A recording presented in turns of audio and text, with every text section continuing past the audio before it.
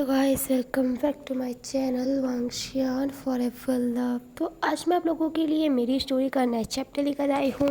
मैं उम्मीद करूँगी कि ये स्टोरी आपको पसंद आ रही हो और आप इंजॉय कर रहे हो। वाकई में आप इंजॉय कर रहे हैं तो कमेंट ज़रूर से कर देना एंड मुझे बताना कि इस स्टोरी का ये चैप्टर आपको कैसा लगा। तो अब हम अपनी स्टोरी की तरफ चलते हैं। जैसा कि हमने प्रीवियस वीडियो में देखा था, विंग जो थोड़ा सा वरिड था वांग जी को लेके। उसे टेंशन हो रहा था कि कहीं वांग जी को किसी और से प्यार ना हो जाए, वो किसी और के साथ अपनी फैमिली शुरू ना कर दे।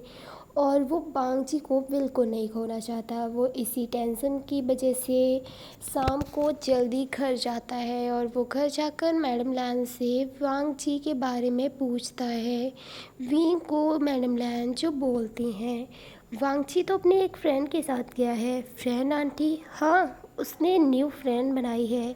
वो उसके साथ बाहर गया है कुछ नोट्स लेने के लिए। विंग को जब ये पता चलता है कि वांगची ने न्यू फ्रेंड बनाई है, वो भी लड़की, और उसके साथ वो बाहर गया है, तो उसे बहुत गुस्सा आया था। वो बहुत जेलस फील कर रहा था। वो इस जेलसी की वजह से मैडम लैन से कुछ और नहीं पूछता और वो वहाँ से चला जाता है। विंग के इस बिहेवियर से मैडम लैन को थोड़ा अजीब लगता है, लेकिन वो लगता है कि विंग थोड़ा जल्दी में होगा, इसलिए वो वहाँ से चला जाता है।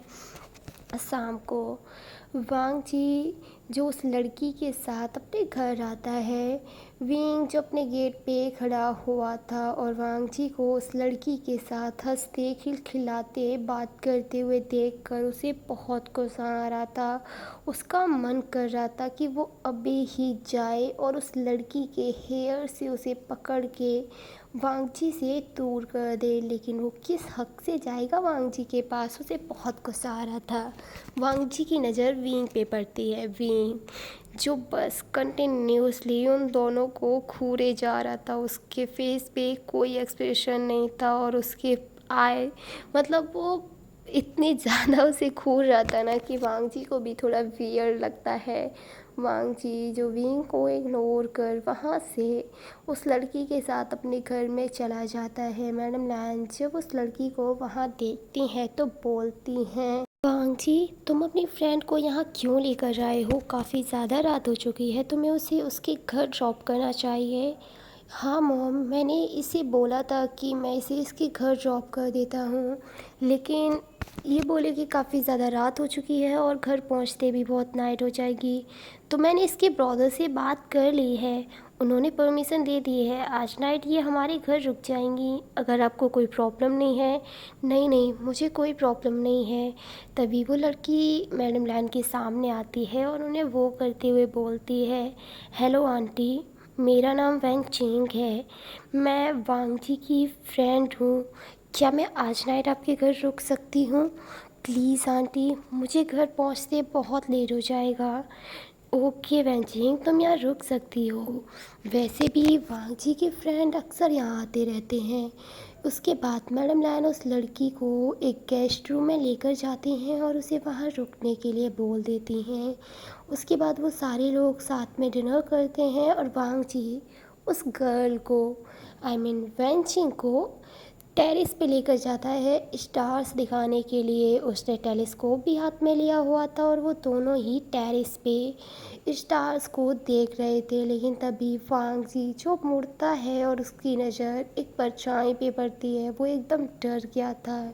लेकिन जब उसे वो गौर से देखता है तो वो कोई और नहीं, हमारा वीर था, जो वो अपनी इंटेंस आई से बस वांग जी को घूरे जा रहा था बहुत ज़्यादा गुस्से में। वांग जी जब विंग को ऐसे देखता है तो वो विंग के पास जाता है। उन दोनों के टेरेस जो एकदम पास में थे, तो वो एक दूसरे के टेरेस से एक दूसरे के घर भी जा सकते थे। वांग जी जो विंग के टेरेस पे जाता है और बोलता है, विंग तुम यहाँ क्या कर रहे हो? तुम्हें क्या, मेरा घर है, मेरा टेरेस और मेरी मर्जी। तुम गुस्सा हो? नहीं, मैं होता कौन हूँ गुस्सा होने वाला? क्या तुम जेलस हो?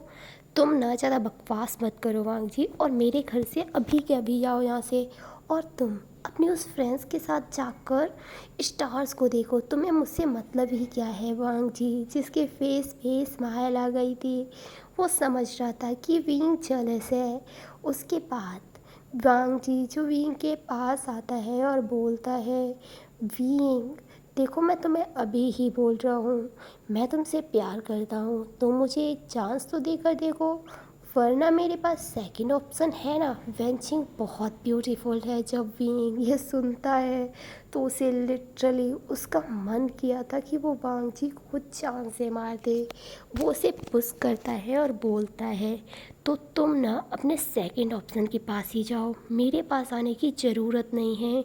ये कहकर वो तुरंत नीचे चला जाता है और वांग जी जो हंसने लगता है।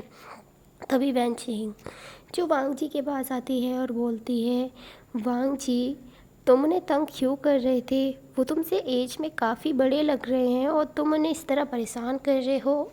डोंट वरी वैनचिंग, वो हमारा नॉर्मल है, तुम स्टार्स को देखो। वैनचिंग को ये थोड़ा वियर्ड लगता है। वैनचिंग जो वांग जी का हाथ पकड़ती है और बोलती है, वांग जी तुम भी मेरे साथ चलो ना। एंड वो दोनों काफ़ी लेट नाइट तक स्टार्स देखते हैं। दूसरी तरफ हमारा विंग जो अपने घर में था और वो अपने बेड पे बैठा हुआ था, कभी वो पिल्लोस उठाकर फेंकता था तो कभी ब्लैंकेट, और उसे बहुत गुस्सा आ रहा था।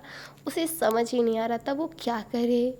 अब हम नेक्स्ट मॉर्निंग का सीन देखते हैं। वांग जी अपने न्यू फ्रेंड और सिस्टर के साथ अपने स्कूल जा रहा था। विंग जो कार में बैठा हुआ उन तीनों को हंसते और मस्ती करते हुए साथ में जाते हुए देखता है, लेकिन उसकी नज़र तो केवल वैनचिंग पे रुकी हुई थी जो बार बार वांग जी का हाथ पकड़ रही थी। उसे इतना गुस्सा आता है कि वो अपनी कार का हॉर्न जो काफ़ी ज़ोर से बजाता है और वो तीनों बच्चे जो डर जाते हैं। वांग जी जो विंग को कार में देखता है और एक ईविल सी स्माइल कर उसके पास जाता है और बोलता है, विंग तुम्हारे पास अभी भी टाइम है, तुम मेरे ऑप्शन को मतलब मेरे प्रपोज़ल को एक्सेप्ट कर लो। मैं तुमसे बहुत ज़्यादा प्यार करता हूँ, लेकिन अगर तुम नहीं करना चाहते हो तो मुंह बंद करके तुम अपने स्कूल जाओगे या तुम्हारी मॉम से शिकायत करूँ मैं। ओके ओके फ़ाइन, जा रहा हूँ मैं। पर सच कहूँ तुम ये एंग्री लुक में बहुत क्यूट लगते हो। ये कहकर वांग जी जो वहाँ से चला जाता है। दूसरी तरफ बीइंग जिसका मुंह तो एकदम टमाटर की तरह हो गया था, गोल गोल एकदम, मतलब उसके गाल गोलगप्पे की तरह हो गए थे गुस्से की वजह से, और वांग जी की तारीफ़ की वजह से वो रेड रेड हो रहे थे, तो वो एकदम टमाटर लग रहे थे।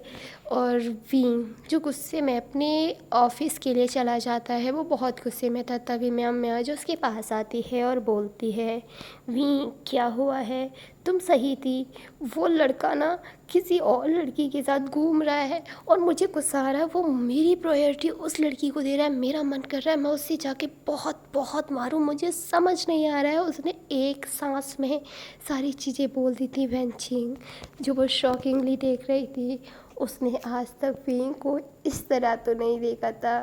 अब वो बहुत ज़्यादा क्यूरियस थी उस लिटिल बनी से मिलने के लिए जिसने उसके बेस्ट फ्रेंड की हालत ऐसी कर रखी है। वैनचिंग आई मीन म्या म्या जो बोलती है, विंग क्या मैं उससे मिल सकती हूँ? किससे? उस लड़की से? अरे नहीं, वांग जी से। नहीं, तुम उससे नहीं मिल सकती। क्यों? क्योंकि वो बहुत क्यूट है, अगर तुम्हें पसंद आ गया तो। ओ हेलो, मुझे वो पसंद नहीं आने वाला है।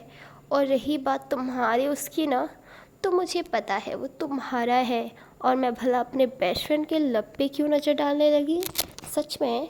हाँ सच में। पर तुम उसे मुझसे मिलवाओगे ना? ठीक है, हम शाम को मिलने चलेंगे। विंग जो एकदम लिटिल बेबी की तरह बिहेव कर रहा था, उसका बिहेवियर, उसका फेस देख के कोई नहीं कह सकता कि वो 33 ईयर ओल्ड मैन है। वो एकदम 17 या फिर 18 साल के लड़के की तरह बिहेव कर रहा है जिसे अभी अभी किसी से प्यार हुआ है और उसका क्रश किसी और के साथ घूम रहा है। दूसरी तरफ वांग जी जिसके माइंड में बार बार विंग का फेस चल रहा था और वो एंग्री लुक और उसके फेस पे स्माइल आ रही थी। वेंचिंग ये देख रही थी, उसे थोड़ा अजीब लग रहा था। टाइम जो ऐसे ही बीतने लगा था, 2 दिन ऐसे ही निकल गए थे और हमारा वांग जी जो विंग को एक भी मौका नहीं छोड़ता था कि उसे जेलस कराने का।